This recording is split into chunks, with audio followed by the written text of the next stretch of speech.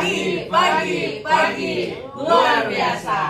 Oke teman-teman SDM yang saya cintai, kali ini kita akan melakukan kembali saya memaparkan sebagai change agent, memaparkan kembali apa yang telah disampaikan kemarin tentang GoDigi.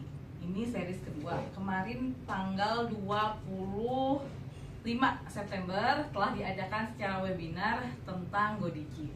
Pada kali ini, teman-teman tahu nggak GoDigi itu apa? Digital. Merupakan salah satu pilar dari 7 pilar budaya, yang mana itu merupakan digital culture, salah satu pilar dari 7 pilar budaya yang ada di PTPS. Ini latar belakangnya apa sih? Di era digital kita memerlukan perubahan yang sangat cepat.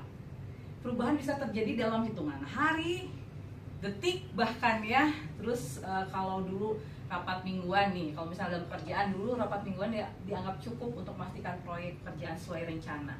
Tapi sekarang itu kondisinya sudah tidak relevan karena semua serba berubah, serba cepat, dan kita harus segera menindaklanjutinya secara cepat. Yang selanjutnya, proyek semakin kompleks. Proyek yang biasanya dapat dilakukan oleh beberapa orang, mungkin sekarang harus punya tim yang lebih besar untuk melaksanakan proyek tersebut. Jadi melibatkan banyak orang dari berbagai divisi. Seperti kita saja juga di sini sekarang SDM digabung dengan sekper. Jadi memerlukan orang yang lebih banyak lagi dalam satu bagian.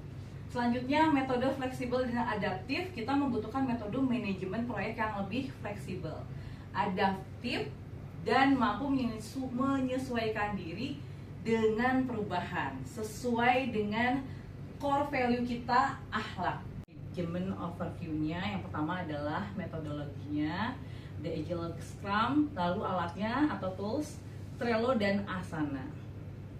Nah, ini adalah penyebaran Scrum. Scrum adalah salah satu framework yang paling populer dari Agile karena strukturnya jelas dan mudah dipahami. Jadi setelah mendapatkan pemaparan ini, apa yang kamu dapatkan dan ingin seperti apa lagi ke depannya agar bisa lebih memahami pemaparan ini? Oke, kalau dari yang saya dapatkan dari penjelasan yang tadi sudah diberikan, itu saya mendapatkan pemahaman tentang bagaimana kita mengelola project dengan baik gitu. Karena kan tadi Scrum itu adalah manajemen project management gitu. Jadi ini bukan sebuah aplikasi, tapi ini sistem kerja gitu, dimana kita bisa mengelola proyek itu lebih efektif dan lebih efisien gitu. Harapan kedepannya saya ingin melihat contoh dari framework si Scrum sendiri itu, karena pastinya ada frameworknya gitu, karena kan tadi ada 3 bagian dari Scrum ya Bu. Jadi kayaknya di setiap bagian itu ada masing-masing framework yang bisa kita pakai buat manajemen proyek ke depannya gitu. Jadi supaya kita mengerjakan proyek, kalau misal kita dapat proyek itu bisa lebih efektif dan efisien kalau misal kita punya framework dari si masing-masing bagian di Scrum ini. Gitu. Terima kasih.